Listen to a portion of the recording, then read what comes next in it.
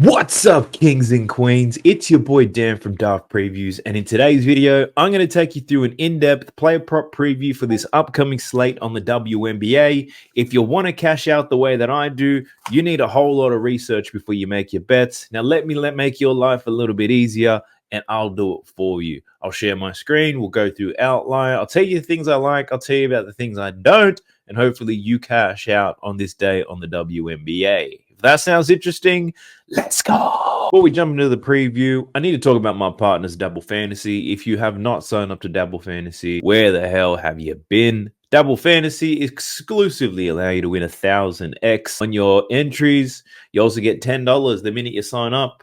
You can use the link below in the video description, or you can sign up with the code DAFT, and I'll get a little bit of a kickback, and all of that goes a long way in supporting the channel. These are the states that they're available in, 21 out of the 50 states, but if it's not available where you are, I do have some other links in the description below, so feel free to check those out. It's a cool app. One of my favorite things about Dabble is you can actually follow other bettors. You can just find the winning bettors on there and you can just copy their picks. It's that simple. The other quick announcement that I wanted to make was that I might be having a little bit of a break from creating content on YouTube. And it's not because I'm tired. It's not because I'm burnt out or anything like that. So my wife and I, we actually just welcomed our second child to the world today. I'll be taking a little bit of time off to make sure that she's all good, and so is he. Family first, ladies and gentlemen, but I'm hoping I won't be gone for too long, so I'll catch you guys in the near future. But we do have a preview to get through. Let's do it. All right, we're straight into outline here. If you want to use outline, there's a link for that in the video description below. But we're looking at the Atlanta Dream versus the Minnesota Lynx, taking a look at the lineups. There's a couple of injuries you need to know about. Key one, the Minnesota Lynx, we've got Nafisa Collier. She's still a game time decision for this game. Best player on their team. She's questionable for this one up against the Dream. There's a chance she misses her 5th straight game. Given the competition, even without Collier, they'll probably get the win, so maybe no need to rush her back, but I don't know how this is looking. So I want to go through a couple of the key players. We'll talk about all of their form lines, and hopefully I'll give you enough information to make the best bets on this upcoming slate. So we'll start with the Atlanta Dream. They are on the road. We'll start with Alicia Gray. Let's check her out. Her points prop in this game, 14.5 points. She's hit this in 7 out of her last 10. She's been quite strong, especially since Ryan Howard's been out. Averaging 16.8 points. Her line's only at 14.5, and the reason why is Minnesota Lynx team pretty good defensively. They allow the second fewest points in the league and the second fewest points to guards in the league. We look at the head-to-head numbers. She's played the Minnesota Lynx twice this season, and she has struggled. 2 games, 7 points in each of those games. 1 in June, 1 in May. Her minutes have been there. Attempts have been there. But check out the percentages, 29%. Then the most recent game, she was 1 from 16. They absolutely slaughtered her. So if I was looking at Alicia Gray, I know her form's been pretty good as of late. 2 games she's gone under. Both of those games tough against the Aces and the Storm. I'd be leaning to the under here. The Minnesota Lynx won't make it easy for her. Looking at her rebound prop, it's at 3.5. 6 out of her last 10. This Lynx team does allow a lot of rebounds, and they do allow a lot of rebounds to guards. The 3rd most rebounds to guards allowed. If we check the head-to-head numbers, her most recent game against them, although she shot poorly, she did have 8 rebounds, only 1 rebound in the most recent one. So if I had to bet Alicia Gray's rebounds, I'd be betting the over. The sports book favor as well, minus 150 odds. So if I was looking at Alicia Gray rebounds, I'd probably be playing them as part of a parlay on Prize Picks, Dabble, all those types of fantasy apps. That's how I'd be looking at it. Outside of Alicia Gray, Alicia Gray, we're going to look at Tina Charles. Now, what's Tina Charles got for her? She's got a line of 12.5 in her points. Now, she hasn't been hitting that very well over her last 5 games, but over her last 10, 6 out of her last 10, she's cashed the over in this. She is averaging 15 points per game over her last 10 in head-to-head matchups. 2 games against Minnesota this season, scored 14 points in each of them. If we look at how they defend bigs, pretty good. They allow the second fewest points to bigs and guards. Where they do probably aren't the best is when they're defending forwards. But Tina Charles, the matchup is difficult, but she's had a bit of success against them in the past. As of late, pretty close. So I just took a phone call, and I could not tell you what the hell I was thinking about Tina Charles. I completely lost my train of thought, but hopefully I gave you enough information to make your own calls. Looking at her rebounds, though, 8.5 is the line. She's only covered in 3 of her last 10, averaging 7.5. So she is capable. She has a high ceiling when it comes to rebounds, just highly inconsistent with it. Head-to-head matchups 4 and 10 in the 2 games this season. Even the 4 games with Nafisa Collier out, she's only rebounded well. She doesn't play Nafisa Collier's team. My bad. Even in her last 5 games, she's only hit this once. So the matchup is good. Actually, not for centers. It's not that good. So I'd probably lean the unders here for Tina Charles on her boards. Under 8.5, minus 135. That's the way I'd be going if I was looking at Tina Charles. And Maya Caldwell, lines at 9.5. She's hitting 3 out of her last 10. It's really just her last 5 games where she's really starting to see some more minutes and action. So let's focus in on that. Over her last 5, she's averaging 10.8. Does have a difficult matchup, though, against Minnesota, but has been playing quite well lately. Scored well against the Aces and against the Seattle Storm. Obviously, her numbers against Minnesota are low because her minutes are barely there. But knowing that she's probably going to get close to 30 minutes in this game, there could be some opportunities for her. So, especially in her last 2 games, the volume's been super high. 17 shots against the Aces and 14 shots against the Storm. Shit. I like the over there for Maya Caldwell. Jumping into the Minnesota Lynx, and who we got? Kayla McBride, let's start there. Her point signs at 16.5. She's hit the over in 3 out of her last 10 games. The Atlanta Dream, middle of the pack defensively in terms of points allowed. And in head-to-head matchups, she's covered this in 2 out of her last 5. The 2 games this season, 31 points in the first game, then 8 in the second. When Nafisa Collier has been out for 4 games, looking at those games, Kayla McBride's 2 and 2. So there's no real trends. The matchup is, I wouldn't say is ideal, but it's not difficult either. So I'm leaning towards an over or an under there for Kayla McBride on her points. Her assists are at 3.5. She's hit this in 2 out of her last 5, 4 out of her last 10. This Dream Team, bottom 4 in terms of assists allowed. She did go under in the 2 games against them, though. Only 1 assist in both of the games this year. And 5 consecutive games under on the assist side of things. So some contradicting data there. The matchup tells us not to take the over. Defense for the Dream tells us to have a look at the over. And her recent form is completely jumbled all over the place. So there's no real lean there on Kayla McBride. Alana Smith, her points line's at 10.5. Now this 10.5, she's covered in 5 out of her last 10 games. The matchup is good against the Dream in terms of scoring. In head-to-head matchups, 2 games this season, 17 in the first game, 4 in the most recent game. Minutes is probably what I'd be looking at here because she'll get between 20 and 30 minutes. So somewhat inconsistent there. And having a look, and a lot of it comes down to foul trouble. So if she gets herself into foul trouble, it's going to impact her ability to stay on the court. So I'm not leaning either way for that. And her rebound prop, 3.5 doesn't seem right. Here it is, 5.5. 6 of her last 10. The matchup is really good for boards. And in head-to-head matchups, 5 out of her last 6 games against the Dream, she's gone over this rebound line. So, yeah, for Alana Smith, if Collier is not playing, I like the over in rebounds, but I'll wait to see what her status is before you make any plays on that. Courtney Williams, her point signs at 10.5. She's cashed the over in 4 out of her last 10, 3 games under in a row. In head-to-head matchups, she's gone under in 5 out of her last 6 games against the Dream. The 2 games this season, 9 and 7 points. If we look at the more recent games without Collier, she had 1 breakout game scoring a whole lot of points, and then she's gone under in 3 consecutive games. Minutes are inconsistent. Field goal attempts aren't necessarily high. So I'd probably lean to the under for this, but not with too much confidence. I'd probably encourage you to stay away from it.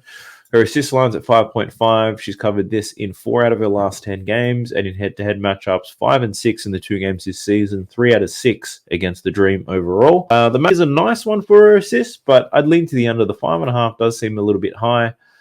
She's averaged 5.2 over her last 10, and she's averaging 5.4 for the season. So you can get plus money for 5.5, but that means you do need 6, 44% hit rate. So I don't feel like there's an edge for Courtney Williams. I feel like that line and the odds are pretty much on the money. Rebounds, lines at 3.5, minus 184. So you have to look at the over there. 6 out of her last 10 games, averaging 4.2. In the 2 games this season, 6 and 1 against the Dream, 4 out of her last 6 games against them. The matchup's actually quite difficult. They don't allow too many rebounds to guards, but Courtney Williams is one of the better rebounding guards in this league. 72% hit rate on the over 3.5. So, yeah, I'd be leaning to over, but If you're not playing on fantasy apps, I wouldn't bother looking at Courtney Williams' rebound prop. Bridget Carlton can bomb some threes. She has been playing quite well as of late. Her line's at 11.5. She's hit in 6 of her last 10, 4 out of her last 5, though. Up against the Dream Team, middle of the pack defensively, especially when defending guards, but we know Bridget Carlton likes to let it fly from downtown. Averages 8.1 shot attempts per game, 5.5 of those from deep. And if we look at how the Dream defend the three-point line, overall, bottom 5 in the league, in middle of the pack in terms of defending guards. In head-to-head matchups this season, she made 2 and 4 3-pointers against them. The volume's actually quite nice. If we look at her points, 6 and 14 points in the 2 games against the Dream, but we have seen a big uplift in her scoring as of late. So for Bridget Carlton, I'd probably be leaning to the over, minus 125. I don't mind that play. Jumping into the last game, we have Fever versus the Wings, and I think this could be a high-scoring game. Both teams play with quite a bit of pace. They got some pretty good guards out there. So let's have a look at the Fever first, but we'll start with Caitlin Clark. Her points line at 20.5 does seem a little bit high, but let's take a look. 19.5 is the line, actually. She's hit this in 2 of 10 games and only 9 of 25 games this season, so a 36% hit rate. But the line's so high because she is up against the Dallas Wings, who are the worst defensive team in the league, allowing almost 90 points per game. Look at how they defend guards. They're in the bottom 3 in terms of points allowed to guards. Caitlin Clark, no history against the Dallas Wings. It's the first time they meet today. 19.5, be a little bit hesitant. I think an overall PRA for Caitlin Clark could be a good look, but let's go through all of her props. Her assist line's at 9.5. This Dallas Wings team allows the most assists in the league. As of late, she's been a beast, 6 out of her last 10, averaging 10.1. So the 9.5 has really just been adjusted because of this recent form. For the majority of the season, her line was at 6.5, and even then, I was a bit hesitant to take it. Then she just turned into an absolute point guard the minute she got sacked from Team USA. So Caitlin Clark, her lines are all a bit too high for me, and she could probably muck around and get a triple-double here, but yeah, I'm not overly keen on these. Her rebound line's at 5.5, minus 145 to the over, 70% hit rate in the last 10 games, and a 56% hit rate this season. This Wings team, they're not bad, rebounding, middle of the pack. So this line seems like a pretty fair one, but the odds, minus 145, aren't so fair. So I'd be looking at Caitlin Clark rebounds on chalkboard, prize picks, whatever it is, those fantasy things. I think Caitlin Clark boards are worth looking at. Her points and assists, I wouldn't take them unless you can find a reason to take the under, just because of how high those lines are. Aaliyah Boston, let's take a look at her. We've had a bit of success. When I say we, I mean me. I've had a bit of success on Aaliyah Boston, getting some points and rebounds as of late. 7 out of her last 10 games, she's gone over 16.5. In terms of how they defend bigs, the Wings, not good at defending anybody, if we're being honest. In head-to-head matchups, Aaliyah Boston's covered in 2 out of the last 3 against the Wings, but it is the first time they're playing each other this season. 16.5, I'd have to lean to the over here. She has been playing quite well. The outlier call-out, she's 4 out of her last 5 games on the road.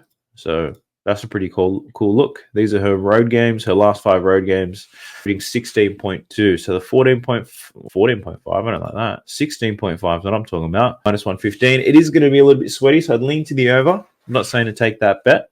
But looking at her rebounds, 9.5, 5 out of her last 10, this Dallas Wings team, they do rebound quite well. 9.5, I'm probably a little bit hesitant taking that. Now, if you look at her last 2 games, 13 and 16 rebounds against the Mercury and the Lynx.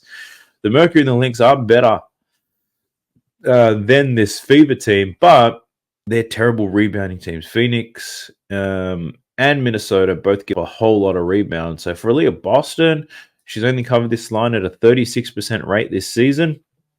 I'd be looking at the under 9.5 rebounds, where I'd be going. 64% hit rate on the season, and she's up a team that allows us second fewest rebounds in the league. So that's what I'm thinking for Aaliyah Boston. Next up in this Fever team, we'll go through Kelsey Mitchell. So Kelsey Mitchell, her point line's at 17.5.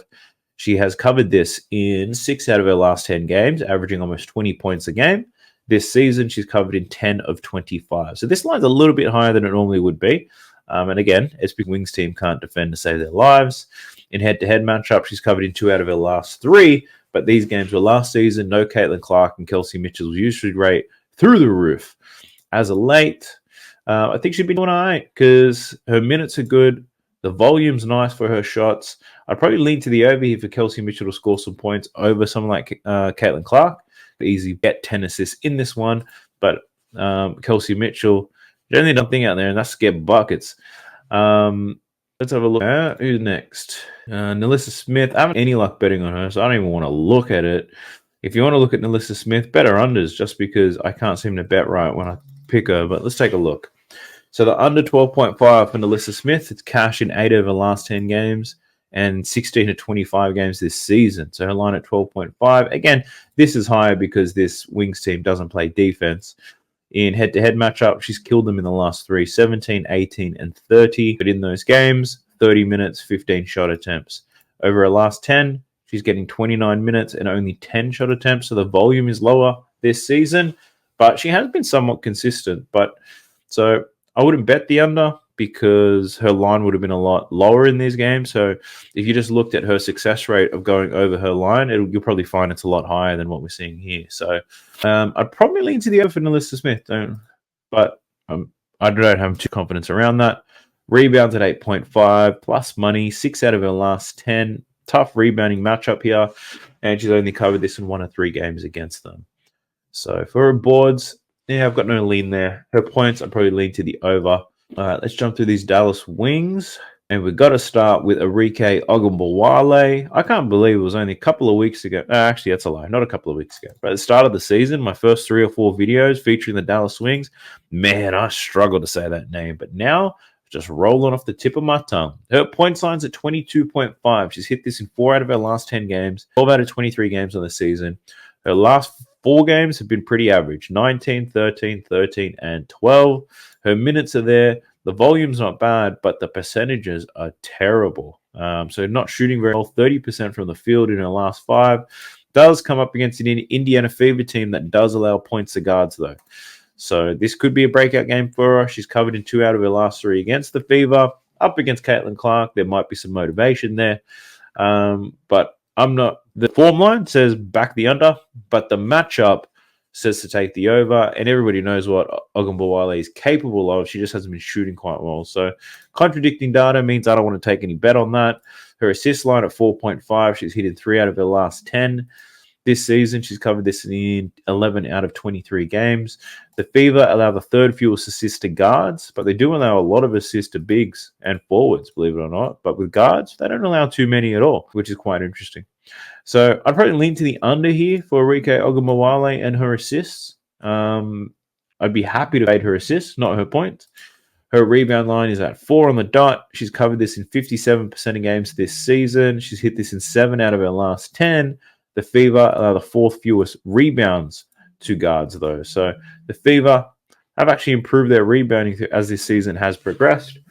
But at the same time, Arike Ogunbowale is going to get the minutes and the opportunities. I wouldn't be down to fade her rebound. So Arike under in her assists is probably the one that I like the most for her.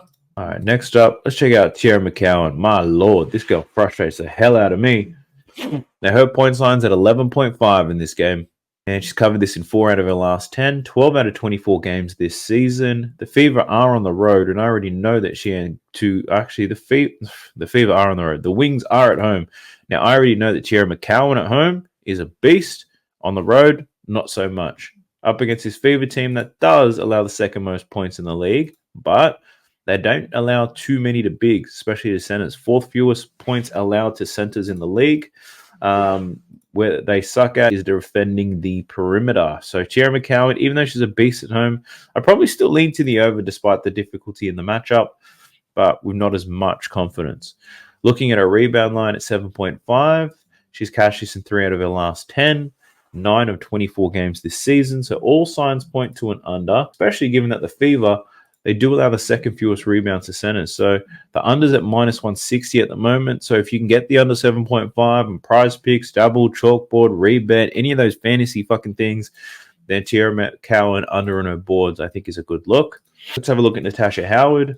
Now, Natasha Howard, her points line, looking at 16.5.